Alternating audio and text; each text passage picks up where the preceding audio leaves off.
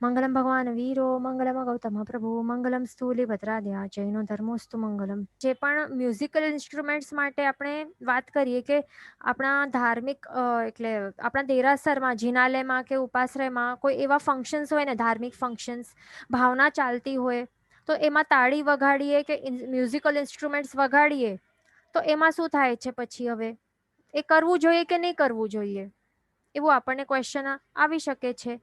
તો હવે એમાં શું થાય છે, બાદર વાયુકાય જીવોની સ્વરૂપ હિંસા થાય છે. શું થાય છે? સ્વરૂપ હિંસા. એટલે એમાં આપણને પાપનો અનુબંધ થતો નથી. આપણે જે ભક્તિ, પૂજા ભક્તિ કરીએ છીએ ને પ્રભુની ભાવના વગેરે, એમના સ્તવનોનું ગુણગાન કરીને, એમના ગુણોનું આવી રીતે સ્તવના કરીને આપણે જે મ્યુઝિકલ ઇન્સ્ટ્રુમેન્ટ્સ વગાડીએ કે તાળી વગાડવા કહેતા હોય ને સિંગરો કે તાળી વગાડો આવી રીતે, તો એનાથી શું થાય છે, આપણને પાપનો અનુબંધ થતો નથી. તે ખાસ ધ્યાન રાખવાનું. ત્યાં એમને એમ જ ત્યાં હાથ આવી રીતે ફોલ્ડ કરીને બેસી નહીં જવાનું, પણ ત્યાં શું કરવાનું, જિનાલયમાં તાળી વગાડવું જોઈએ. મ્યુઝિકલ ઇન્સ્ટ્રુમેન્ટ્સ હોય, આવડતું હોય તો તે વગાડવા જોઈએ. કારણ કે તે શું છે, માત્ર સ્વરૂપ હિંસા થાય છે પણ પાપનો અનુબંધ થતો નથી. હવે એક્ઝામ્પલ આપણે લઈ શકીએ છીએ ને રાવણનું. રાવણે શું કર્યું હતું? વીણા વગાડતા હતા ને. ક્યાં ક્યાં વગાડતા હતા? અષ્ટાપદ મહાતીર્થ ઉપર ત્યાં વીણા વગાડતા હતા. અને મંદોદરી શું કરતા હતા? મંદોદરી ત્યાં નૃત્ય કરતા હતા. તો નૃત્ય કરતી વખતે પણ જે બોડી મૂવમેન્ટ્સ થાય છે ડાન્સ કરતી વખતે પ્રભુ સમક્ષ, તો ત્યારે શું થાય છે, ત્યારે પણ બાદરવાયુકાય જીવોની દ્રવ્ય હિંસા સ્વરૂપ હિંસા થાય છે. પણ એમાં એમને પાપનો અનુબંધ નથી થતો. બટ ઇનફેક્ટ શું થાય છે, શું થયું હતું? રાવણ અને મંદોદરીને વિપુલ કર્મ નિર્જરા થઈ હતી.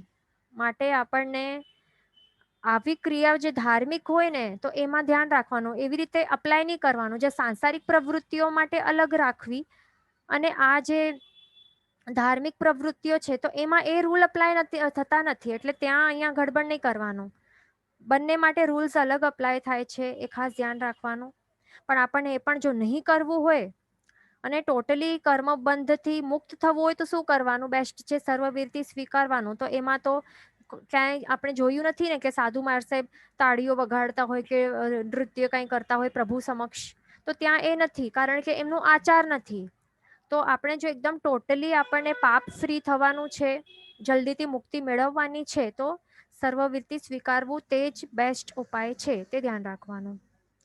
બરાબર. પણ આપણને શ્રાવકો માટે જેમણે પણ આ સર્વવીરથી સ્વીકાર્યું નથી તો એમના માટે શું કરવાનું? તાળીઓ વગાડવાની હોય. ક્યાં? માત્ર ભાવના કે પ્રભુ સમક્ષ, અથવા તો મ્યુઝિકલ ઇન્સ્ટ્રુમેન્ટ્સ ત્યાં આપણને વગાડવા જોઈએ. બાકી બીજા ઠેકાણે નહીં. જેમ કે કોઈ અનર્થ દંડકારી પ્રવૃત્તિઓ હોય ને, કહેતા હોય ને કે હોબી, ડાન્સિંગ અમારી હોબી છે કે મ્યુઝિકલ ઇન્સ્ટ્રુમેન્ટ્સ અમારી હોબી છે, તો એના માટે નહીં કરવાનું. એ કરવાથી આપણને પાપનું બંધ એ કરાવે છે. એ ધ્યાન રાખવાનું. એ ડિફરન્સ છે. પછી આપણે ભાવશસ્ત્ર જોયું. તો ભાવશસ્ત્રમાં શું કે આપણે કોઈ પણ પ્રવૃત્તિ કરીએ તો ત્યારે આપણા મનમાં જો હિંસક ભાવો ચાલતા હોય ને, અહિંસાવાળા નહીં પણ કેવા હિંસક ભાવો જીવો પ્રત્યે, તો પછી સૂક્ષ્મ અને બાદર આ બંને વાયુકાય જીવોની હિંસાનું આપણને પાપ લાગી શકે છે. તે ધ્યાન રાખવાનું. અહીંયા તો દ્રવ્ય અહીંયા તો બાદર જીવોની હિંસા તો થાય છે, બાદર વાયુકાય જીવોની. પણ આપણા ભાવ જો ભાવશસ્ત્રમાં આપણે જો એવા ભાવો કરતા હોઈએ તો ભાવો કરવાથી અહીંયા કઈ હિંસા થતી નથી એકચ્યુઅલમાં. પણ શું થાય છે, આપણને હિંસાનું પાપ લાગી જાય છે. કેમ? કારણ કે આપણા ભાવો એવા છે, હિંસક ભાવો છે. અને આપણે જો એવી કોઈ પ્રવૃત્તિ કરીએ, તાળી વગાડવાની પ્રવૃત્તિ, અને એની સાથે આપણા ભાવો જો હોય કે બધા જીવો મરી જાય, બધા જીવોને હું મારી નાખું, જો એવા ભાવો હોય તો અહીંયા સૂક્ષ્મ વાયુકાય જીવોની અહીંયા હિંસા થતી નથી. છતાં પણ તેઓને પણ મારવાનો, એમની હિંસા કરવાનો આપણને દોષ અહીંયા લાગી જાય છે. આ તંદુલ્ય મત્સ્ય જેવું જ પછી આપણું દુર્ગતિ થશે. પછી ધ્યાન રાખવાનું. એટલે આવા ભાવો ક્યારે પણ નહીં લાવવા જોઈએ. પછી આગળ આપણે જોયું. હા, બીજું મેન તો એ પણ છે ને કે આપણે જ્યારે ઓલ આઉટ ઘણા જણ વાપરતા હોય ને, તો ઓલ આઉટ વાપરતા ટાઈમ કેવા હિંસક ભાવો હોય. થોડાક સમજો કે મચ્છરો કરડે આપણને, બરાબર, તો પછી આપણને એવા ભાવો આવે કે ચાલો ઓલ આઉટ ચાલુ કરી દઉં, પછી આ બરાબર આ બધા જ જીવો મરી જશે. એવા ભાવો ક્યારેક આવી જતા હોય ને, તો પછી એવા ભાવો શું જ છે, આ ભાવશસ્ત્ર રૂપ જ બની ગયા ને. આપણને આવ્યો ગુસ્સો એક મચ્છર ઉપર અને એના કારણે આપણે કેવા ભાવો ભાવ્યા કે આ બધા જીવો મરી જવા જોઈએ. તો પછી શું થાય? ઓલ આઉટ ચાલુ કરવાથી દ્રવ્ય હિંસા થશે થોડાક મચ્છરોની કે અને જે નાનકડા એવા જે વાયુકાયના જીવો હશે, બાદર વાયુકાય જીવો, તો એમને પણ સફોકેશન થશે. તો એમની તો હિંસા થશે, પણ સાથે સાથે એવા ભાવો છે ને, તો એના કારણે સૂક્ષ્મ વાયુકાય જીવોની પણ હિંસાનું પાપ લાગી શકે છે. એટલે તે ધ્યાન રાખવાનું. બીજું, સામાયિકમાં ધ્યાન રાખવાનું કે ફેન કે એસી ચાલુ નહીં કરવાનું અને હવા જ્યાં વધારે આવે તો ત્યાં જોઈને નહીં બેસવાનું. કારણ કે આપણે સચેત સંઘટનાનું બહુ ધ્યાન રાખતા હોઈએ, પણ આ આપણે ભૂલી જઈએ છીએ કે હવા તે પણ કોણ છે? હવા કોણ છે? તે વાયુકાય, બાદર વાયુકાય જીવો જ છે ને, તે પણ સચિત જ છે ને. તો ત્યાં પણ પછી સચિતનો સંઘટો તો થાય જ છે ને, તેમની પણ હિંસા તો થાય જ છે. એટલે સામાયિકમાં પણ કે એમની એમ જ સામાયિક ન હોય તો પણ આપણને ધ્યાન રાખવાનું કે હવા વધારે બહુ આવતી હોય તો તે જોઈને ત્યાં ખાસ નહીં બેસવાનું. પછી અને આ જે પવન છે, તો પવનનું જે આવી રીતે શીતલ સ્પર્શ થાય છે આપણને, તો એનાથી શું થાય છે? આપણને શાતા અનુભવાય છે અને તેમાં પછી રાગ આવી જાય છે ને કે આપણને બહુ ગમતું હોય છે આ ફિલિંગ. હવાની જે ઠંડી ઠંડી હવાની ફિલિંગ આવતી હોય તો એ ગમતી હોય ને, રાગ આવી જાય છે, જીવ રાગ કરે, રતિ કરે છે. અને જે હિંસા થાય છે ને અહીંયા વાયુકાય જીવોની, તો એની પણ એ અનુમોદના કરે છે કે વાહ, શું હવા આવી રહી છે અહીંયાથી, તો વાહ, અહીંયા હું, ચાલો તમે પણ શું બેઠા છો, આવી જાઓ, હવા ખાઈએ આપણે. આવી રીતે બધું વાતો કરે અને આવી રીતે અનુમોદનાના ભાવ હિંસાની અનુમોદના થાય છે. તો આ જ સમયે જો આયુષ્ય કર્મનું બંધ પડી જશે ને, તો પછી આપણને વાયુકાય જીવ બનવું પડશે, તે ધ્યાન રાખવાનું. અને પછી એ પણ ધ્યાન રાખવાનું એ રૂલ કે મનુષ્ય ભાવ પછી પ્રાપ્ત કરવો અત્યંત દુર્લભ બની જશે પછી. કેમ? કારણ કે તેવું કાયનું આપણે જોયું હતું ને, અગ્નિકાય જીવોનું યાદ હશે આપણને તો તેવું કાયની જેમ જ આ વાયુકાયના જીવો હોય ને, તો એ પણ એક ટાઈપનું તુચ્છ ભાવ જ કહેવાય છે. એટલે વાયુકાયમાં આપણે જો આવી ગયા ને, તો તરત જ નેક્સ્ટ ભાવમાં મનુષ્ય ભાવ પ્રાપ્ત થઈ જ નથી શકતું, તરત ના નેક્સ્ટ ભાવમાં. એ ધ્યાન રાખવાનું. એટલે થોડું ઘણું ભમવું પડશે, ઘણું બધું ભમવું પડશે અને પછી મહા મુશ્કેલથી પછી દુર્લભ આવું મનુષ્ય જન્મ પાછું મળી શકશે, એ ધ્યાન રાખવાનું.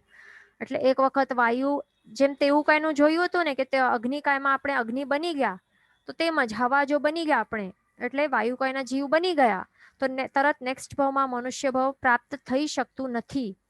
એ રૂલ છે. અને બીજા તિર્યંચના ભવો કરવા પડે છે, અનેક ભવો.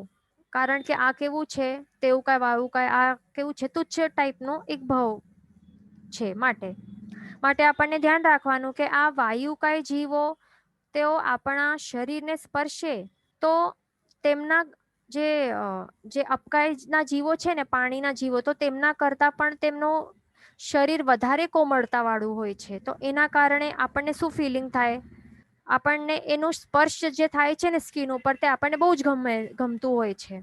એના કારણે આપણને શું થાય છે? સુખરૂપ લાગે છે, આપણને આનંદની અનુભૂતિ થાય છે. અને તેની અનુમોદના ઓટોમેટિકલી થઈ જાય છે ને, સહેજતાથી મન અને વચનથી પણ થઈ જ જાય છે. માટે આપણને અહીંયા શું જાગૃત રહેવું જરૂરી છે. આપણને યાદ રાખવાનું કે આ શું છે, આ જે સ્પર્શ થઈ રહ્યું છે ને, ભલે દેખાતું નથી છતાં પણ આ જીવો છે, કન્ટિન્યુઅસલી આ અનેક જીવો મારા શરીરથી અથડાઈ રહ્યા છે, એ ધ્યાન રાખવાનું. એટલે વાયુકાય જીવો છે ને, એ જીવોને જીવ તરીકે આપણને ઓળખવું બહુ જ જરૂરી છે. હજી આપણે પાણી, પૃથ્વી અને આગ, એ બધાને આપણે જીવ તરીકે ઓળખી શકશું, પણ અહીંયા શું થાય છે? દેખાતા નથી, એટલે આ પ્રોબ્લેમ થઈ જાય છે. તેમનું જેટલું શક્ય હોય તેટલી વિરાધના કે હિંસા ન થાય, તે આપણને ટ્રાય કરવાનું. શું કરી શકાય ટ્રાય?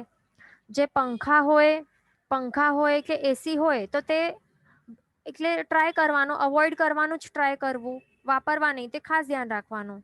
અને 14 નિયમ પણ જો આપણે ધારીએ ને સવાર સાંજમાં, તો 14 નિયમના કારણે પણ આ બધું બહુ ઓછું થઈ જાય છે. લિમિટેડ આપણે બટન ઓન એન્ડ ઓફ, એ બધું લિમિટમાં થઈ જાય છે. એટલે એ બહુ ઉપયોગી બને છે 14 નિયમ અહીંયા. એટલે અહીંયા એ પણ આપણને ધ્યાન રાખવાનું કે અહીંયા જો આપણને ફેન દેખાય છે, આવી રીતે જ ફરતું હોય છે ને, જે રીતે અહીંયા આપણને સ્ક્રીનમાં દેખાય છે, કેટલું ફાસ્ટ ફરી રહ્યું છે. આપણને એના બ્લેડ્સ પણ દેખાતા નથી, વિચારો. એટલે કેટલા રોટેશન્સ પર મિનિટ, આરપીએમ તેનું કેટલું હોય છે, કેટલું બધું હોય છે, વિચારો. એક જ મિનિટમાં જો આપણે વિચારીએ તો કેટલા રોટેશન્સ થઈ જતા હશે એના, કેટલું ફાસ્ટ ફરે છે ગોલ ગોલ. એટલે એક જ સેકન્ડમાં વિચારો કે અસંખ્યતા વાયુકાય જીવોની ઘોર હિંસા થાય છે આ પંખાના કારણે, માત્ર પંખાના કારણે. અને આપણો પંખો તો 24 કલાક ચાલુ જ હોય ને, એ પણ એક રૂમમાં એક પંખો નહીં પણ બધા રૂમમાં પંખાઓ બધાના ચાલુ હોય, એટલે કેટલા કેટલા જીવોનો હિંસા થાય છે વિચારો. એટલે 1400 રોટેશન્સ પર મિનિટ હોય છે વિચારો પંખાનો, એટલે કેટલા જીવોનો અહીંયા કચરઘાણ નીકળી જાય છે. તો વિચારો કે જો આ વાયુ કઈ જીવો આપણને જો દેખાતા હોત ને, અહીંયા આપણને દેખાતા નથી પણ જો દેખાતા હોત, અને તેમાં સમજો કે આપણી જેમ જ લોહી હોત ને, બ્લડ હોત ને એમના શરીરમાં, તો પછી આ પંખા માત્ર એક જ વાર ચલાવવાથી આખો રૂમ, આપણો આખો રૂમ લોહી લોહાણ થઈ જાત. વિચારો, આટલા બધા જીવોની હિંસા થાય છે પણ આપણે આવું ક્યારેય વિચાર્યું નથી. કેમ? કારણ કે દેખાતા નથી, એટલે આપણે એમને ઇગ્નોર કરી રહ્યા છીએ, ઉપેક્ષા કરી રહ્યા છીએ. હવે મિક્સર ગ્રાઇન્ડર હોય ને, તો મિક્સર ગ્રાઇન્ડર છે તો એને આપણે પાપનું અધિકરણ માનીએ છીએ ને વનસ્પતિના જીવો માટે. હા, ને એમાં વાયુ કઈ ને તેવું કઈની પણ હિંસા થાય છે, પણ એક પ્રકારનું એ અધિકરણ માનીએ છીએ. તો પંખો છે તો તેનાથી પણ વધારે ખતરનાક આ દ્રવ્ય શસ્ત્ર છે જીવો માટે. 1400 આરપીએમ નું વિચારો. એટલે આપણને એ ટ્રાય કરવાનું કે પંખા વગર રહેવાનું પ્રેક્ટિસ કરવાનું, શાંતિથી બેસી જશું તો કઈ ગરમી લાગશે નહીં, અને આપણે પાપથી પણ બચી શકશું, દુર્ગતિથી પણ બચી શકશું. એટલે એ ધ્યાન રાખવાનું. 14 નિયમ 12 વ્રત સ્વીકારવાના, તો તેનાથી પાપ ઓછા થશે ધીરે ધીરે.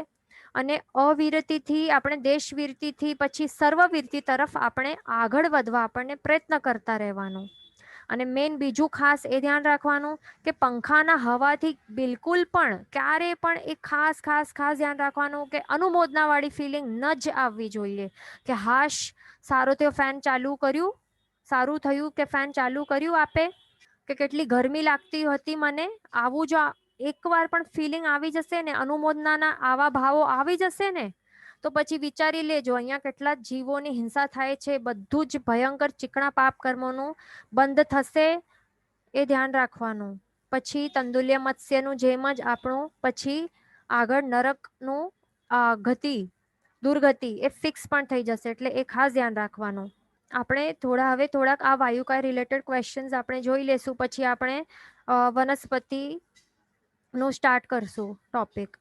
તો એક ક્વેશ્ચન છે કે સૂક્ષ્મ બાદર વાયુકાય ક્યાં ક્યાં હોય છે, કે એવું એક ક્વેશ્ચન, પહેલાના ક્વેશ્ચન બાકી છે એ લઈ લઈએ. તો સૂક્ષ્મ વાયુકાય જીવો ક્યાં હોય છે? આ સંપૂર્ણ આ 14 લોકમાં સંપૂર્ણ ઠાંસીને ભરેલા હોય છે. અને બાદર વાયુકાય જીવો ક્યાં હોય છે? તેઓ પણ સંપૂર્ણ 14 લોકમાં છે, સર્વત્ર રહેલા છે. માત્ર જે સોલિડ હોય ને, એકદમ ટોટલી સોલિડ, આવા પર્વત જેવા, પર્વતના નક્કર ભાગને છોડીને બાકી બધી જ પોલાણોમાં હોય ને, હોલો એરિયાઝ, ત્યાં બધી જગ્યા રહેલા હોય છે, એ ધ્યાન રાખવાનું. એ ક્વેશ્ચન હતું કે કેન કેવલી ભગવંત સી વાયુકાય જીવ? તો કેવલી ભગવંત હોય, અર્યંત ભગવંત હોય અને સિદ્ધ ભગવંત, આ ત્રણેય ટાઈપના ભગવંત છે. તો તેઓ, અને બીજા હા ખાસ ધ્યાન રાખવાનું, અવધિ જ્ઞાની પણ હોય ને અમુક, જે વધારે એમનું ક્ષેપક્ષમ રહેલું હોય, તો એવા જે અવધિ જ્ઞાની ભગવંત હોય તો તેઓ પણ આ વાયુકાય જીવોને જોઈ શકે છે, ધ્યાન રાખવાનું. એટલે કોણ કોણ? અવધિ જ્ઞાની, પછી કેવલ જ્ઞાની, સિદ્ધ ભગવંત અને અર્યંત ભગવંત, આ ચારે પ્રકારના ભગવંત હોય તો તેઓ વાયુકાય જીવોને જોઈ શકે છે. પછી તે ભલે બાદર હોય કે સૂક્ષ્મ પણ હોય. એટલે મેન તો કેવલ જ્ઞાની ભગવંત, અર્યંત ભગવંત, સિદ્ધ ભગવંત, તે સૂક્ષ્મ વાયુકાય જીવોને પણ જોઈ શકે છે, તે ખાસ ધ્યાન રાખવાનું. પછી એક ક્વેશ્ચન હતું કે અદૃશ્ય મનુષ્યનું પ્લીઝ એક્સપ્લેન અગેન. તો એક પોઈન્ટ આપણું હતું કે મનુષ્ય હોય ને, તો એ જો અંજન વિદ્યા દ્વારા, એટલે અંજન વિદ્યાનું પ્રયોગ કરે ને, એટલે આંખમાં એક અમુક પ્રકારનું અંજન લગાડે અને એવી વિદ્યા પણ સિદ્ધ કરેલી હોય, તો તે ઇનવિઝિબલ એટલે કે અદૃશ્ય બની શકે છે. બરાબર? એટલે આપણને વાયુકાય જીવોની જેમ જ દેખાશે નહીં એ મનુષ્ય. એટલે પછી એ ચક્ષુરેન્દ્રિય એટલે આંખ દ્વારા એ ગ્રાહ્ય બની નથી શકતું એ મનુષ્ય. છતાં પણ સ્પર્શ દ્વારા કે શબ્દ દ્વારા જો એ બોલશે ને તો સંભળાશે ને આપણને, ભલે આંખોથી આપણે ગ્રાહ્ય નથી, છતાં પણ એ વ્યક્તિ બોલશે, અદૃશ્ય મનુષ્ય બોલશે તો આપણને સંભળાશે ને, કે સ્પર્શ દ્વારા ટચ કરશે તો આપણને એ સ્પર્શ દ્વારા ગ્રાહ્ય બનશે. તો તેવી જ રીતે સેમ આ વાયુકાય જીવો હોય છે ને, તો એમના માટે પણ સેમ ટુ સેમ છે. તેઓ પણ આ અદૃશ્ય મનુષ્યની જેમ જ છે. આપણને આંખથી ભલે તેઓ ગ્રાહ્ય ભલે નથી બનતા, છતાં પણ સ્પર્શ દ્વારા આપણને એ ગ્રાહ્ય બને છે. અથવા તો આપણે જોયું હતું ને એક બાદર વાયુકાય જીવોનો એક ભેદ, ગુંજારવ કરતું વાયુ, યાદ છે ને? તો એ આવાજ કરતો વાયુ, તો એ શબ્દ દ્વારા તે ગ્રાહ્ય બની શકે છે, એ ધ્યાન રાખવાનું. તો આવી રીતે વાયુકાય જીવોનું પણ એક્ઝિસ્ટન્સ રહેલું છે અને તે પણ જીવો જ છે. તો આવી રીતે એ પ્રૂવ કરવા માટે આ અદૃશ્ય મનુષ્યનું એક્ઝામ્પલ શાસ્ત્રકાર ભગવંતોએ લીધેલું છે. તો એ હતું. એક ક્વેશ્ચન છે કે સૂક્ષ્મ વાયુકાય જીવો કેવી રીતે ચ્યવી જાય જો આપણે છેદી શકતા નથી? તો સૂક્ષ્મ વાયુકાય જીવોનું કેવી રીતે છે? એમનું છેદન ભેદન તો પોસિબલ જ નથી ને. એમની દ્રવ્ય હિંસા કરવું દેટ ઇઝ ઇમ્પોસિબલ. તો એમનું આયુષ્ય પરિપૂર્ણ થાય તો ત્યારે તેઓ ઓટોમેટિકલી ચવી જાય છે. આખો જેટલું એમનું આયુષ્ય હોય એટલો એ આખો ભોગવી લે, આખો પરિપૂર્ણ થાય તો તે ચવી જાય ઓટોમેટિકલી. એ ધ્યાન રાખવાનું. એટલે એમનો કાંઈ એક્સિડન્ટ થતા નથી. એટલે એ સિમ્પલ વર્ડ્સ એમ કહી શકે કે એમનો કોઈ એક્સિડન્ટ કે કોઈ એનું કતલ કરી નાખે, દેટ ઇઝ નોટ પોસિબલ. શસ્ત્રઘાત કરે એ પણ પોસિબલ નથી. આખો જે જીવન હશે, આયુષ્ય હશે, એ આખો એ ભોગવી લેશે ને પછી એ ચવી જાય છે ઓટોમેટિકલી. પછી એક ક્વેશ્ચન યોગા રિલેટેડ છે કે યોગામાં શું કરે છે કે બ્રીધિંગ એક્સરસાઇઝ કરવાથી હિંસા થાય છે કે? તો હા, તો આવી રીતે શું હોય છે, આપણે આવા એક્ઝામ્પલ, ફોર એક્ઝામ્પલ અહીંયા કપાલભાતિ કરતા હોય ને આવી રીતે, તો એમાં શું કરે છે, ફાસ્ટ બ્રીધિંગ કરતા હોય છે ને. તો કપાલભાતિમાં શું થાય છે, કેટલું એટલે પ્રોસેસ એનું બ્રીધિંગનું આવી રીતે બહુ ફાસ્ટ હોય છે. તો એના કારણે જે ગરમ સ્પર્શવાળા જે વાયુકાયના જીવો હોય ને આપણા અંદર, બોડીના અંદર, તો એમને આપણે આવી રીતે જોરથી આપણે કાઢીએ છીએ બહાર, વાતાવરણમાં છોડીએ છીએ. તો શું થાય છે, તેઓ વાતાવરણમાં રહેલા જે થોડાક ઓછા ઉષ્ણ સ્પર્શવાળા જે વાયુકાયના જીવો છે એમની સાથે એમનો સંયોગ થાય છે. તો ત્યારે શું થાય છે, પછી તેઓ સ્વકાય શસ્ત્રરૂપ બની જાય છે ને બંને એકબીજા માટે. તો અહીંયા તો હિંસા તો થાય જ છે એટલા માટે. હવે વિચારો, નોર્મલ બ્રીધિંગથી પણ થાય છે. વાતચીત આપણે કરીએ ને, વાતચીત સિમ્પલ, તો એ વાતચીત કરવાથી પણ થાય છે હિંસા. તો આ કપાલભાતિથી તો અવશ્ય થશે જ. એટલે સિમ્પલ વર્ડ્સમાં જે આવા પ્રકારના જે હોય છે ને, તો એનાથી હિંસા તો થાય જ છે. અને બીજા યોગામાં પણ જે હશે આવી બ્રીધિંગ એક્સરસાઇઝીસ અલગ અલગ, તો એનાથી પણ થાય છે. એ ધ્યાન રાખવાનું. એટલે અહીંયા પણ અનુમોદનાના ભાવો નહીં લાવવા કે બહુ કેટલી સરસ આપણે કરી છે આજે. આ જે પણ પ્રાણાયામ કહેવાય કે યોગા કે બ્રીધિંગ એક્સરસાઇઝ જે પણ છે, કેટલી સરસ આજે થઈ આપણી. તો એ બધું અનુમોદનાઓમાં નહીં જવાનું, એ ખાસ ધ્યાન રાખવાનું. અનુમોદના કોઈ પણ આપણે સાંસારિક પ્રવૃત્તિ કરીએ કે શારીરિક માટે પ્રવૃત્તિ કંઈ પણ કરીએ ને, તો એના અનુમોદના કરવી જ નહીં. કે કેવું થયું, કોઈને પૂછવું પણ નહીં, બહુ સરસ થયું ને આજે, એવું આપણે કહેતા હોઈએ, તો એ બધું અવોઇડ કરવાનું. અનુમોદના માત્ર ધાર્મિક પ્રવૃત્તિઓની કરવાની. પણ આવી જે હિંસક પ્રવૃત્તિઓ હોય તો એની શું કરાય, માત્ર ને માત્ર ગરહા કરાય, નિંદા કરાય, આલોચના લેવાય, પ્રાયશ્ચિત કરાય. એ ધ્યાન રાખવાનું. પછી એ ક્વેશ્ચન છે કે બારી બારણા ખોલબંધ કરવાથી હિંસા થાય છે, પડદા લગાડવા કે નહીં, એવું ક્વેશ્ચન છે. તો હવે બારી બારણા આપણે ખોલબંધ કરીએ તો એનાથી શું થાય છે, વાયુકાય જીવોની હિંસા થાય છે. આપણે પહેલા જોયું, સ્વકાય શસ્ત્રરૂપ બને છે ને, બહારની ઠંડી અને અંદરની ગરમ વાયુકાયના જીવો, જે આવા શરીરવાળા છે જીવો, તો એ બંનેનો સંયોગ થાય છે. એટલે અલગ વર્ણગંધ રસ સ્પર્શવાળા જે જીવો હોય, એટલે સ્પેસિફિકલી જે અલગ સ્પર્શવાળા જે જીવો છે, તો એમનો સંયોગ થાય છે અહીંયા. સ્વકાય શસ્ત્ર બને છે તેઓ એકબીજા માટે આ વારંવાર ખોલબંધ નહીં કરવાના, અવોઇડ કરવાનું. એ ધ્યાન રાખવાનું. અને બીજું, આપણે જો ખોલબંધ પણ કરીએ તો જૈણાપૂર્વક કરવાનું. પ્રમાર્જનાની સાથે આપણે જો નહીં કરીએ તો શું થાય, અહીંયા પ્રમાર્જના, જો હવે બંધ કરવાનું છે આવી રીતે બારી, તો શું કરવાનું, જો અહીંયા આપણને પ્રમાર્જના કરવાની. આપણા પાસે ચરવડો હોય ને, તો ચરવણાની સાથે અહીંયા જે સાઈડ્સ છે ને, તો અહીંયા ચારે બાજુ અહીંયા આવી રીતે જો પ્રમાર્જનાઓ કરવાની 3 વખત, અથવા તો આમ હલાવવાનું, ત્યાં 3 વખત એકદમ કાઉન્ટ નહીં કરી પણ બરાબર ત્યાં એકદમ સારી રીતે કરવાનું પ્રમાર્જના, કે ત્યાં જીવોને હટાવી દેવાનું હોય તો. અને પછી અને આ બારી છે ને, બારીના જે સાઈડ્સ છે તો ત્યાં પણ પ્રમાર્જના કરી લેવાની. તો કોઈ જીવ હોય ને તો ત્યાં અટકીને ત્યાં એ કચડાઈ ન જાય. કેટલી વખત આ લિઝર્ડ્સ પણ રહેલી હોય ને વચમાં, તો તેઓનું પૂંછ પણ આવી રીતે કટ ઓફ થઈ જતી હોય, એટલે કાંઈ પણ કોઈ પણ એનાથી નાના પણ જીવો હોઈ શકે છે, તો તેઓ ત્યાં પછી દબાઈ જાય. એટલા માટે પ્રમાર્જના કરવી તે આવશ્યક છે. તો હવે એમાં એવું જરૂરી નથી કે આપણે સામાયિક લીધું તો જ પ્રમાર્જના કરાય, એવું કઈ રૂલ છે? એવું કઈ રૂલ નથી. સામાયિક નથી ને આપણું તો પણ પ્રમાર્જના કરવાની હોય છે, એ ધ્યાન રાખવાનું. શ્રેણિક મહારાજાની જેમ કરવાની. તેઓ ઘોડા ઉપર બેસતા હતા તો ત્યારે થોડી ના તેમનું સામાયિક હતું કે તેઓ પ્રમાર્જના કરીને બેસે. ઘોડા ઉપર થોડી બેસાય સામાયિકમાં, એટલે વિધાઉટ સામાયિક પણ તેઓ કરતા હતા ને પ્રમાર્જના ઘોડા ઉપર બેસવાથી પહેલા. એવી જ રીતે આપણને વિધાઉટ સામાયિક પણ થાય તો તેટલું આપણને પ્રમાર્જના કરવાની. એક પોતાના માટે આવી રીતે નાની પૂંજણી રાખી શકાય. ચરવડાથી નહીં કરાય તો શું કરવાનું? પૂંજણી રાખવાની પોતપોતાની. તો સામાયિક ન હોય તો પૂંજણીથી કરી શકાય છે. અને હા, અહીંયા બીજું ક્વેશ્ચન હતું કે પડદા લગાડવા કે નહીં. તો પડદા પણ આપણે લગાડીએ તો ખોલબંધ વારંવાર કરવાથી એ જ થાય છે, દ્રવ્ય શસ્ત્રરૂપ બને છે. માટે બધું આપણને વિવેક બુદ્ધિ પૂર્વક કરવાનું. જરૂરી હોય તો કરવાનું, અને ન હોય જરૂરી તો નહીં કરવાનું. અને બીજું અનુમોદનાઓ નહીં કરવાની, એ ધ્યાન રાખવાનું. બીજું ક્વેશ્ચન છે કે વાયુકાયના ભેદો તે સૂક્ષ્મ અને બાદર જ હોય ઓર ઉદ્ભ્રામક ઉત્કલિક છે. એટલે એવું ક્વેશ્ચન છે કે વાયુકાયના ભેદો શું છે? તો આપણે શું જોયું હતું? આપણે ગાથામાં, એટલે વાયુકાયના ભેદ કોણ, હવે ક્વેશ્ચન આવશે સમજો એક્ઝામમાં કે વાયુકાયોના ભેદો લખો, તો શું લખશું હવે? તો મેન તો આ જ છે, સૂક્ષ્મ અને બાદર, આ બે ભેદ છે વાયુકાય જીવોના. અને આપણે જે ગાથામાં જોયું ને, ઉભા મગ ઉકલિયા મંડલી આ જે શુદ્ધ વાયા, આ જે જોયું ને આપણે ગાથામાં, તો શું છે?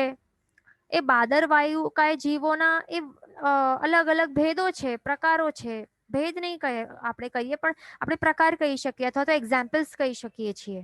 તે ધ્યાન રાખવાનું. એટલે મેઇન ભેદ કોણ છે વાયુકાય જીવોના? સૂક્ષ્મ અને બાદર લખવાનું એક્ઝામમાં. અને જો બહુ આવી રીતે સંશય થતું હોય કે આ તો નહીં હશે ને, તો પછી નીચે લખી લેવાનું કે બાદર વાયુકાય જીવોના આ એક્ઝામ્પલ્સ છે. ઉદ્ભ્રામક વાયુકાય, પછી ઉત્કલિક, એ બધું આવી રીતે નીચે લખી દેવાનું. અને બીજું, આપણે જેટલા પણ પૃથ્વીકાય, અપકાય, તેવુકાય, વાયુકાય, બધાના ભેદો આપણે ગાથાઓમાં જોયા ને, તો તે કોણ છે?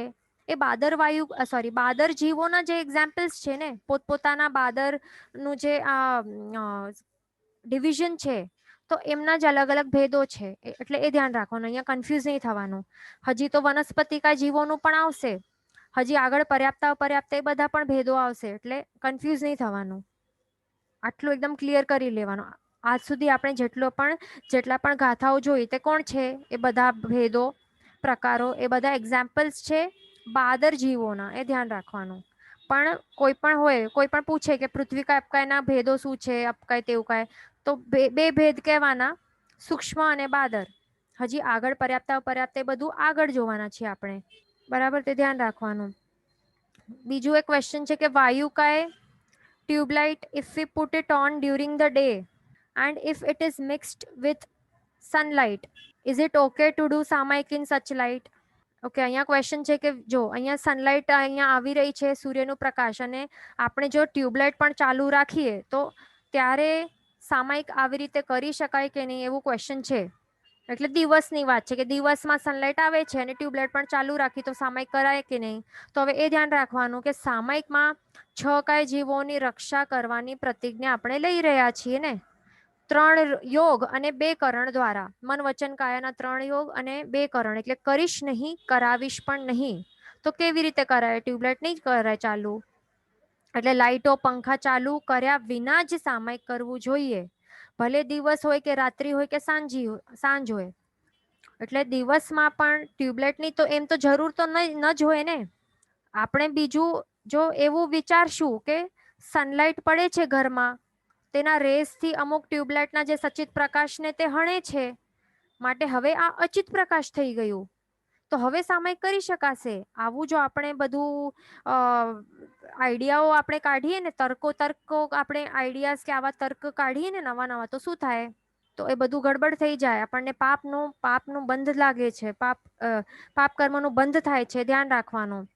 એવું આપણને નહીં કરવાનું. કેમ? કારણ કે અચિત થાય છે તો તેનો એ મિનિંગ શું છે કે તે જીવોનું મૃત્યુ થાય છે ને.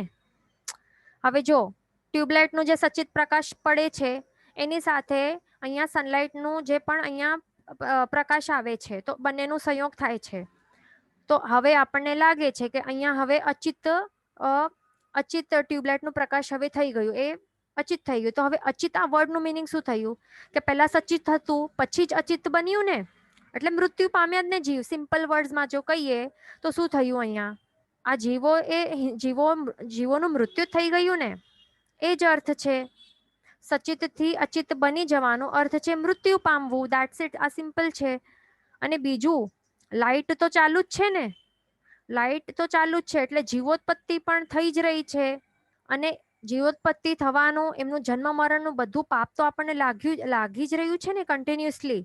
અને વળી સનલાઇટ રૂપી જે દ્રવ્ય શસ્ત્ર છે, તો એનાથી આપણે અગ્નિકાય જીવોને હણાવી રહ્યા છીએ, એટલે ડબલ પાપ તો અહીંયા લાગશે જ ને. એટલે આ બિલકુલ પણ નહીં ચાલે. દિવસમાં પણ આવા પાપો નહીં કરવાના. અને બીજું, પ્રતિજ્ઞા ભંગનું પણ અહીંયા પાપ લાગી જ જાય છે. એટલે સામાયિક નહીં રહે. પછી શું થઈ ગયું? દૂષિત બની જાય છે આપણું સામાયિક.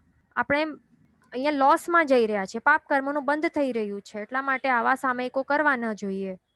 પછી બીજું ક્વેશ્ચન છે કે વાયુકાય જીવો વૈક્રિય શરીર શા માટે બનાવે છે?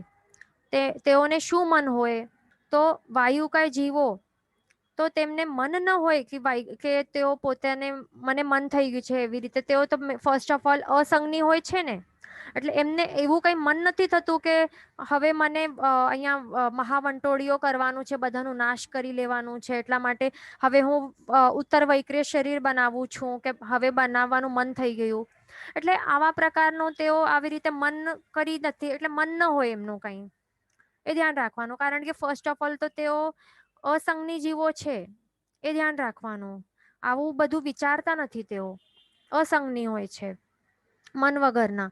અને તેઓને એટલે તેઓ પર્પઝલી નથી કરતા જાણી જોઈને કે હા મને આ બધું ડિસ્ટ્રક્શન કરવાનું છે, તો હવે આપણે બધા મળીને આવું કરીએ, એવી રીતે તેઓ કંઈ ડિસાઈડ નથી કરતા ગ્રુપમાં. એટલે ધ્યાન રાખવાનું. તેઓ વિચારતા નથી કે મને ગુસ્સો આવ્યો છે માટે હવે મને આ બધા ઉપર પ્રલય કરવાનું છે, એવી રીતે તેઓ નથી વિચારતા. પણ શું હોય છે, વાયુકાયના જીવો એ પૂર્વભવ હોય ને, તેમનો પોતાનો જે પૂર્વભવો હોય ને, તો કોઈક પૂર્વભાવમાં આવી રીતે વૈક્રિય શરીર નામ કર્મ હોય ને.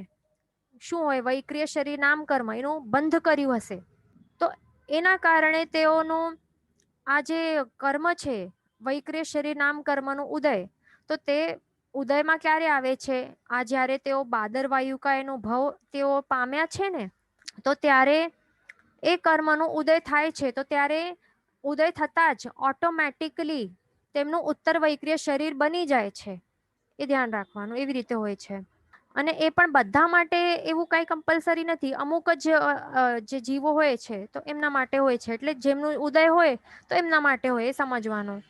એટલે બધાને જ વૈક્રિય શરીર હોય, બધા જ વાયુકાય છે, બધાને A to Z બધા જ બાદર વાયુકાય જીવોને બધાને જ આવું વૈક્રિય શરીર હોય એવું કોઈ રૂલ નથી. કોઈકને જ હોય. એ પણ આપણે જોયું ને કે જે મહાવંટોળિયા હોય છે એમના એ પણ જેમનું ઉદય હોય તો એમના માટે તેઓ આવી રીતે વંટોળિયા બનાવતા હોય છે.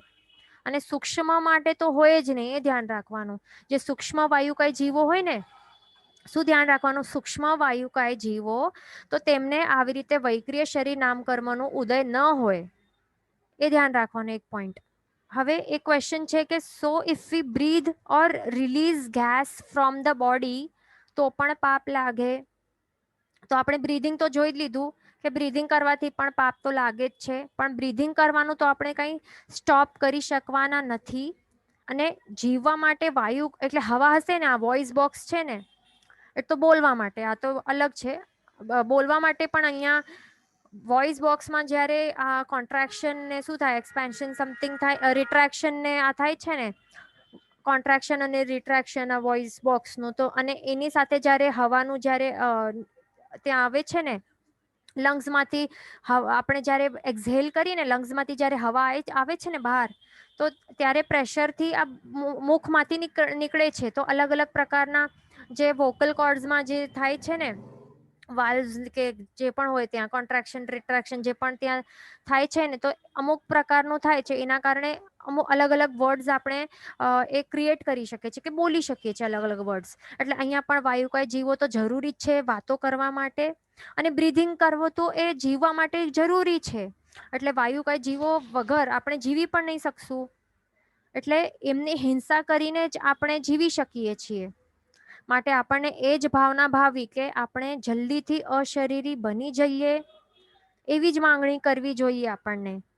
અને બીજું, પેટમાં પણ આપણને ઇન્ડાઇજેશન થતું હોય ને, આપણે કહીએ ને કે પેટમાં ગડબડ છે, પેટમાં ગેસ થઈ ગયું છે, ગેસની ઉત્પત્તિ તો ક્યાંથી થઈ, ગેસની ઉત્પત્તિ શું થયું એમાં, તો એમાં પણ આપણે પોતે જ આ વાયુકય જીવોની, એટલે ગેસ છે એ વાયુકય જીવો જ છે. શું છે ગેસ? બીજું કઈ નથી, વાયુકયના જીવો છે ને. અંદર નાનું વંટોળિયું ફરતો હોય છે, નાનું બહુ નાનું એક વંટોળિયું ફરતો હોય ગોલ ગોલ ગોલ ગોલ અંદર, અહીંયાથી ત્યાં. જ્યાં સુધી તે રિલીઝ છૂટા નહીં થઈ જાય ત્યાં સુધી પેટમાં જે પણ પ્રોબ્લેમ થાય તો તે થાય છે, ઝાડા વગેરે કે પેટ દુખે, જે પણ પ્રોબ્લેમો થતા હોય છે. પણ એમની ઉત્પત્તિ શા માટે થઈ, કોના કારણે થઈ? આપણા કારણે થઈ ને.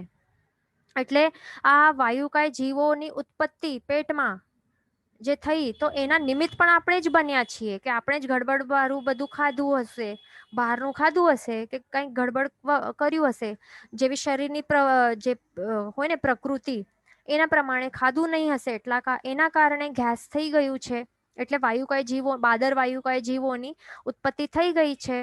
તો પછી એમને રિલીઝ કરવું જ પડે છે. પેટમાં હશે તો તકલીફ થશે, તો એનાથી આપણને શું થાય છે, રિલીઝ કરવાથી પછી શું થાય છે, અંદર બોડીનું ટેમ્પરેચર તો ઉષ્ણ હોય ને, તો અને પછી રિલીઝ કરવા બાદ શું થાય છે, બહાર ઓછા ઉષ્ણ વાતાવરણમાં તેઓ પ્રવેશે છે તે જીવો, તો એમને ત્રાસ થાય છે અને ઘણા જ જીવો ચેવી પણ જાય છે.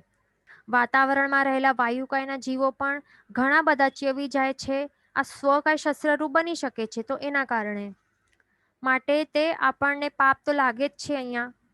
એટલે મેન તો અહીંયા એ સમજવાનું કે એ પણ આપણા હાથમાં તો છે નહીં કે આપણે એને સ્ટોપ કરી શકશું આ હિંસાને. એટલે શરીર હશે ત્યાર સુધી આપણને શરીરના કારણે જે અહીંયા લાગી રહ્યા છે ને પાપો, તે તો લાગતા રહેવાના જ છે. તો હવે એમાં તો આપણને એ જ ભાવના ભાવી શકાય કે આપણે જલ્દીથી અશરીરી બની જઈએ. બીજું કંઈ અહીંયા ઓપ્શન તો છે જ નહીં. અને જીવો ઉપર કરુણા ભાવ અને અહિંસાના ભાવો એ લાવવા જરૂરી છે. અહીંયા ક્વેશ્ચન છે કે તરત નેક્સ્ટ ભાવ મનુષ્ય ગતિ મેળવવા શું કરવું જોઈએ? તો આપણને હવે જો આપણે સમજો કે એક વખત વાયુકાય જીવોની અંદર આપણે આવી ગયા ને, એટલે આપણે પોતે આ ભાવ આપણો જો વાયુકાય જીવોનું હશે ને, તો નેક્સ્ટ ભાવ કોન્સિક્યુટિવલી જે એકદમ નેક્સ્ટ ભાવ છે એમાં મનુષ્ય ગતિ તો મળી જ નહીં શકશે. ઘણા ભાવો એમ જ રખડવા પડશે તિર્યંચ યોનિમાં. પછી જઈને આ ધ્યાન રાખવાનું કે મનુષ્ય ભાવ બહુ દુર્લભ છે. ઘણી જ પુણ્ય રાશિ જ્યારે એકઠી થાય ને, તો ત્યારે પછી એક મનુષ્ય ભાવ કરવા મળે છે, પ્રાપ્ત થાય છે. તો એક વખત આ તિર્યંચમાં ચાલ્યા ગયા પછી ઘણી બધી આપણને શું કરવું પડશે, અકામ નિર્જરા કરવી પડશે.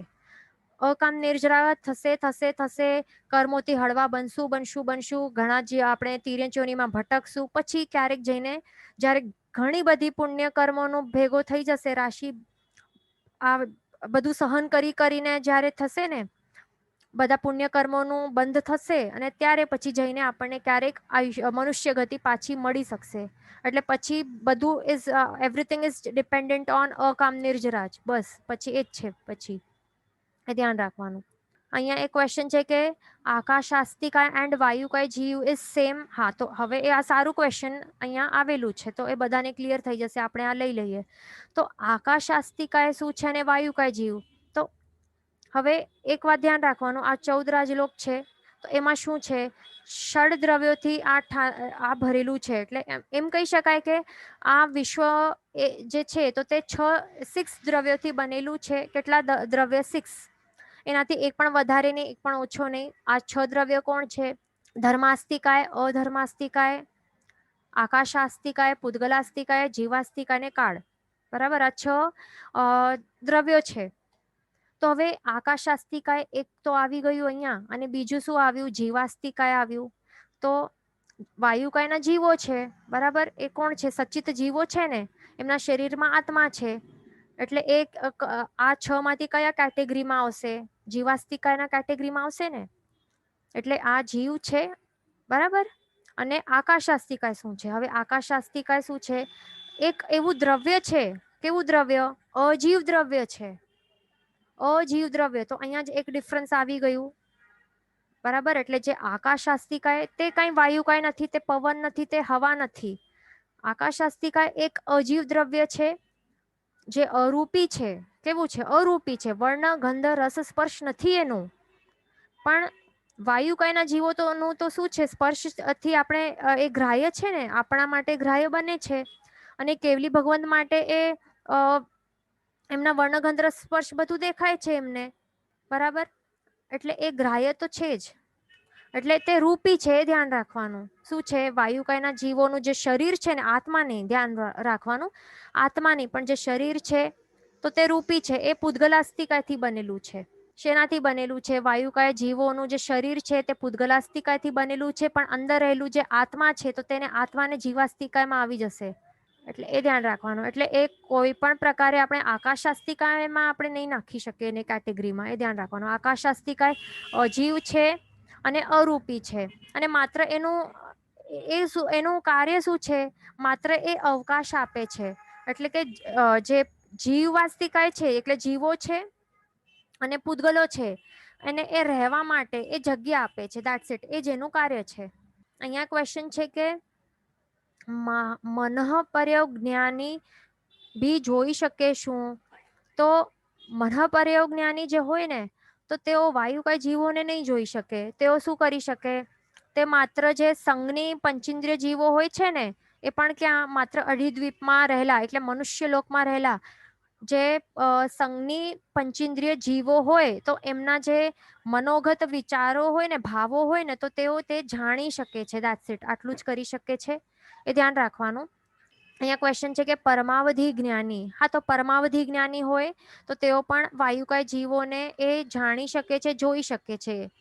કારણ કે તેમના શરીર પૂદગલોથી બનેલું હોય છે, અને પૂદગલો કેવા હોય? રૂપી હોય. એ ધ્યાન રાખવાનું. એટલા માટે અહીંયા ક્વેશ્ચન છે કે આર બાદર વાયુકાય જીવ present in solid things like wood, steel et cetera.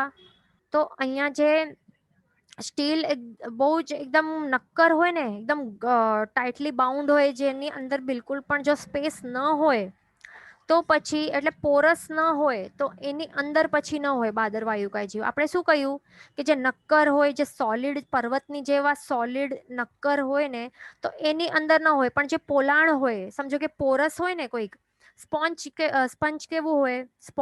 સ્પોન્જમાં holes હોય ને, નાના નાના હોલ્સ હોય. તો એવું કોઈક મટીરિયલ હોય ને, જેમ કે હવે પેપર છે, તો પેપરની અંદર એ રહેલા હોય છે આવું. એટલે એ પોરસ નેચરનું હોય. જો આપણે ઇલેક્ટ્રોનિક માઇક્રોસ્કોપથી જોશું ને, તો અંદર શું હશે? થોડાક નાના નાના કાણા કાણા હોઈ શકે છે. એટલે જગ્યા હોય છે. તો એની અંદર પછી બાદર વાયુકાય જીવોની હયાતી હોય છે. એટલે ત્યાં મોજૂદ હોય છે, હોઈ શકે છે. પણ જે આ સ્ટીલ છે ને, એના જેવા નક્કર એકદમ આવા હોય ને, ટાઈટલી બાઉન્ડ, તો તેમાં નહીં હોય. બરાબર, એ ધ્યાન રાખવાનું. પણ જે વુડ છે, તો વુડની અંદર તે હોઈ શકે છે. એ ધ્યાન રાખવાનું. અહીંયા ક્વેશ્ચન છે કે ભાવ હિંસા ઇઝ પોસિબલ ઓફ સૂક્ષ્મ વાયુકાય. તો ભાવ આપણે શું કહ્યું? વાયુ જે ભાવ હિંસા છે ને, એ એવી વસ્તુ છે કે એનાથી સૂક્ષ્મ તો શું, બાદર તો શું, સૂક્ષ્મ જીવોની પણ હિંસાનો પાપ આપણને લાગી શકે છે. આપણે માત્ર ભાવો ભાવશું ને કે બધા જીવો મરી જાય, એવું જ આટલી એક સિમ્પલ આવો ભાવ આવશે ને, તો શું થશે? આ 14 લોકમાં રહેલા જેટલા પણ સૂક્ષ્મ હોય કે બાદર હોય, ત્રસ હોય કે સ્થાવર હોય, બધા જીવોની હિંસાનું પાપ અહીં ઓન ધ સ્પોટ આપણને લાગી જશે. એ ધ્યાન રાખવાનું. એટલે ભાવ હિંસા તો બહુ જ ખતરનાક એવું છે. ભાવ શસ્ત્ર જે છે ને, બહુ ખતરનાક એવી વસ્તુ છે. જો એવા ભાવો આપણે કર્યા હશું ને આપણા જીવનમાં, તો જલ્દીથી શું કરવાનું? લખી લેવાનું બુકમાં, પ્રાયશ્ચિત લઈ લેવાનું ગીતાર્થ ગુરુ ભગવંત આચાર્ય ભગવંતની પાસેથી, કારણ કે તે અવશ્ય નરક મોસ્ટલી, એટલે એની અંદર જો આપણો ત્યાં એવા ભાવ ભાવતા ટાઈમ જો આપણા કર્મો આયુષ્ય કર્મનું બંધ થયું હોય ને તો અવશ્ય દુર્ગતિ કેવી નરકરૂપી દુર્ગતિ એ પ્રાપ્ત કરાવનારું આવી ખતરનાક હોય છે આ ભાવ હિંસા ભાવશસ્ત્ર, એટલે એ ધ્યાન રાખવાનું. એક ક્વેશ્ચન છે કે 14 લોકમાં તો ઘણા બધા જીવો છે, પછી પણ વાયુકાયના જીવ ઓછા થાય છે કે નહીં? બ્રીધિંગ લઈએ ત્યારે જીવ હિંસા થાય છે કે નહીં?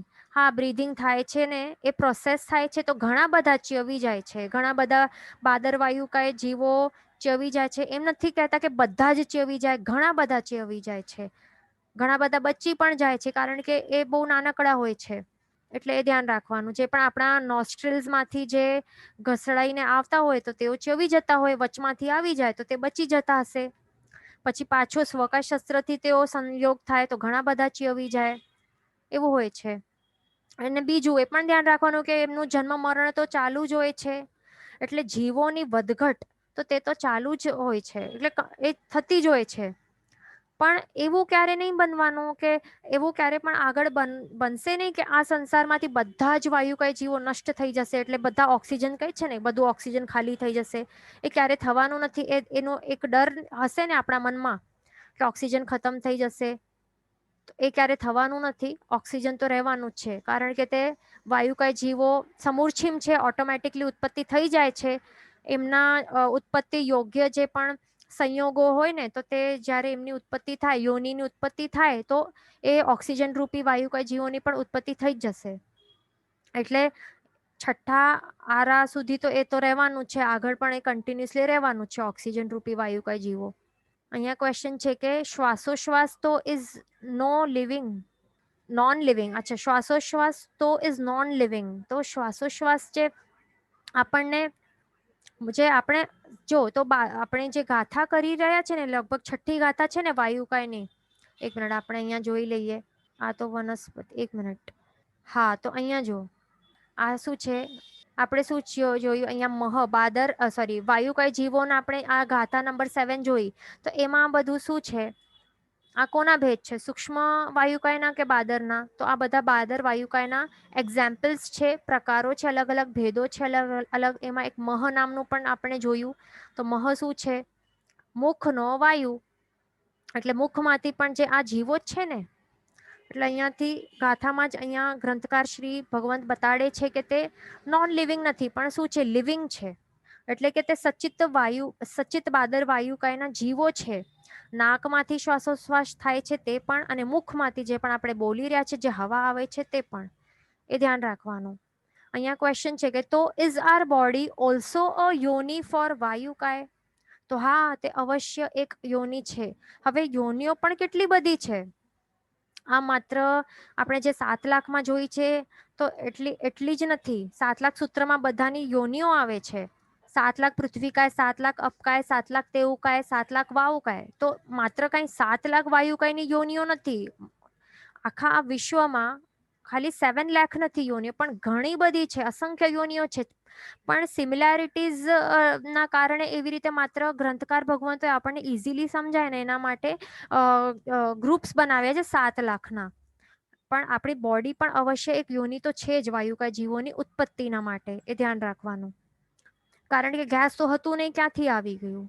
એટલે અમુક એક એવા પ્રકારના જે ખાવાના પદાર્થો જે બરાબર ડાયજેસ્ટ નથી થયા, અંદર પડ્યા રહે, અને અમુક કંઈક એવી અંદરથી કંઈક હશે, એવું મોઇસ્ચર હશે કે ખાવાના પદાર્થ હશે, એ જે પણ હશે અંદર એનેરોબિક કન્ડિશન હોય લગભગ, તો જે પણ એવા કન્ડિશન્સ હોય છે એના કારણે પછી આ વાયુકાય બાદર વાયુકાય જીવો અમુક જે દુર્ગંધવાળા જે બાદર વાયુકાય જીવો હોય છે તો એમની ઉત્પત્તિ થઈ જાય છે, કારણ કે તે કોણ છે, સમૂર્છિમ છે, તો તેમની ઓટોમેટિક ત્યાં ઉત્પત્તિ મળી જાય, સંજોગો મળે તો. એટલે એ ધ્યાન રાખવાનું. અહીંયા ક્વેશ્ચન છે કે ઓલ મનઃ પર્યોગ જ્ઞાની અવધિ જ્ઞાની હોય કે નહીં? તો એવું કઈ નિયમ નથી. કોઈકને બંને પણ હોય, કોઈકને એ માત્ર અવધિ જ્ઞાની હોય, કોઈક માત્ર મનઃ પર્યોગ જ્ઞાની હોય. એટલે એ બધું તો કર્મગ્રંથનો વિષય છે, ત્યાં આપણે જોશું એ બધું. એ ક્વેશ્ચન છે કે 14 લોકમાં જયા જ્યાં ઓકે 14 રાજલોકમાં જ્યાં આકાશાસ્તિકાય છે ત્યાં વાયુકાયના જીવો નહીં હોય, તો આવું નથી. અહીંયા જો આપણે 14 રાજલોકનો આપણે ફોટો જોઈએ તો એમાં આપણને તો અહીંયા શું છે, જે આકાશાસ્તિકાય છે ને તો તે તો આખા 14 રાજલોકની અંદર આખો ફૂલ પેકમ પેક છે. અંદર તો છે પણ 14 રાજલોકની બહાર પણ અલોકાકાશની ના રૂપમાં આકાશાસ્તિકા બહાર પણ છે. એક પોઈન્ટ આ. પછી બીજું પોઈન્ટ આપનું ક્વેશ્ચનમાં શું છે કે જ્યાં આકાશાસ્તિકાય હોય ત્યાં વાયુકાયના જીવો નહીં હોય. નહીં તો ત્યાં પણ હોય, કારણ કે આકાશાસ્તિકાયનું કામ શું છે? જીવોને જગ્યા આપવી, અવકાશ આપવું. બરાબર. જીવોને અને જીવ અને પૂતગલોને રહેવા માટે અવકાશ એટલે કે સ્પેસ કે જગ્યા આપે છે. આકાશાસ્તિકાયનું તે જ કામ છે. એટલે જ્યાં જ્યાં આકાશાસ્તિકાય છે તો તે જગ્યા આપે. એટલે આ જીવો છે તો તે 14 લોકમાં ઠાંસીને ભરેલા જ છે ને. સૂક્ષ્મ વાયુકાયના જીવો, સૂક્ષ્મ સ્થાવરો છે તો તે ઠાંસીને ભરેલા જ છે. અને એનું જ આ આકાશાસ્તિકાનું એ જ કામ છે કે જગ્યા આપવું જીવોને. અને સાથે અહીંયા બાદર વાયુકાયના જીવો પણ આખા સર્વત્ર રહેલા છે 14 લોકમાં. હવે આગળ બીજો ક્વેશ્ચન છે કે નક્કર પદાર્થમાં સૂક્ષ્મ જીવો હોઈ શકે? તો નક્કર પદાર્થ હોય છે તો એમાં એ જો ટોટલી નક્કર હોય તો પછી ન પણ હોય. પણ આપણને શું કહેલું છે કે ઠાંસીને ભરેલા છે. તો એ તો કેવલ જ્ઞાની ભગવાનનો વિષય છે. પછી બીજું ક્વેશ્ચન છે કે while doing pranayama can be call as વાયુકાય જીવ હિંસા? હા, તો એ વાયુકાય જીવોની હિંસા તે થાય જ છે. કારણ કે પ્રાણાયામ એ આપણા સ્વાર્થ માટે જ આ કરેલી ક્રિયા છે. તો એ હિંસાથી પાપ કર્મોનું બંધ પણ થાય છે. વળી અનુમોદનાના ભાવો પણ આવી જાય તો જે પાપ બંધમાં પછી રસ એટલે એ આપણે એડ કરતા એટલે ચીકણા પાપ કરવાનું બંધ થાય છે. એટલે એ અનુમોદનાઓ નહીં કરવાની, એ ધ્યાન રાખવાનું કે બહુ સરસ આજ પ્રાણાયામ કર્યું, હવે બહુ સારું ફીલ થાય છે. આ બધું એ બધું એક્સ્ટ્રા અનનેસેસરી અનનીડેડ છે એ બધું નહીં કહેવાનું. પછી જો કરવી જ હોય, જે ઓલ્ડ હોય એમને કરવું જ પડતું હોય તો એ પ્રાણાયામ કરે તો પણ પછી એને પછી અનુમોદનાઓ નહીં કરવાની. પ્રાણાયામ એ બધી પાપ પ્રવૃત્તિઓ કરી લે પછી એક્સ્ટ્રા પછી એટલે પાપનું બંધ તો થઈ ગયું પણ પછી એ પાપ કર્મોને ચીકણા નહીં કરવાનું. એટલે અનુમોદના કરીને પછી પાપ કર્મો જે કર્યા છે તો એને એ બંધ જે કર્યું છે તો એને હજી વધારે ચીકણા નહીં કરવાનું કે બહુ સરસ, હવે તો મને બહુ સરસ લાગે છે, કેવું સરસ પ્રાણાયામ કરાવી છે, કેટલું સરસ, એ બધું નહીં કહેવાનું. એ ધ્યાન રાખવાનું. એમ જ વિચારવાનું કે આ બધું શરીર છે એટલે બધું કરવું પડે છે, મને નથી કરવાનું છતાં કરવું પડે છે. એટલે શરીરને ટકાવવા માટે મને કરવું પડે છે, કારણ કે મને ધર્મ આરાધના કરવાની છે એટલા માટે મને કરવું પડે છે. તો એવા ભાવો કરવાના તો હજી આપણે બચી શકશું. હવે આપણે અહીંયા આટલા સુધી જોઈ લીધું. હવે આપણે વાયુકાય જીવોનું એક ટોપિક તો એક થઈ ગયું છે. અહીંયા ક્વેશ્ચન છે કે શ્વાસોશ્વાસ એ કર્મ પૂતગલ. તો કાર્મણ વર્ગણાની જે છે ને તો એ તો છે, એ છે પૂતગલોથી જ બનેલી છે. તો અને આપણે જે શ્વાસોશ્વાસ જે લઈએ છીએ ને તો તે શ્વાસોશ્વાસ વર્ગણા યુઝ થાય છે એના માટે. એટલે શ્વાસોશ્વાસ માટે આપણે જે કરીએ છીએ ને બ્રીધિંગ, તો એ શ્વાસોશ્વાસ વર્ગણા યુઝ થાય છે, એ ધ્યાન રાખવાનું. અને કર્મ બંધ થાય છે ને તો એના માટે કાર્મણ વર્ગણા તો તે યુઝ થાય છે. એટલે બંને વર્ગણાઓ અલગ છે, એટલે બંનેની ક્વોલિટીઓ પણ અલગ છે, એ ધ્યાન રાખવાનું. એટલે કાર્મણ વર્ગણા અલગ છે અને શ્વાસોશ્વાસની જે વર્ગણા છે તો તે પણ અલગ છે. કાર્મણ વર્ગણા સૌથી સૂક્ષ્મ છે, એ ધ્યાન રાખવાનું. એટલે ડિફરન્ટ છે. એ બધું કર્મગ્રંથનો વિષય છે, એમાં આપણે જોઈશું એ બધું. जिन वचन विरुद्ध बोलाયું હોય તો મિચ્છામિ દુક્કડમ સર્વમંગલ માંગલ્યમ સર્વકલ્યાણ કારણમ પ્રધાનમ સર્વધર્માણમ જૈનમ જયતિ શાસનમ પ્રણામ.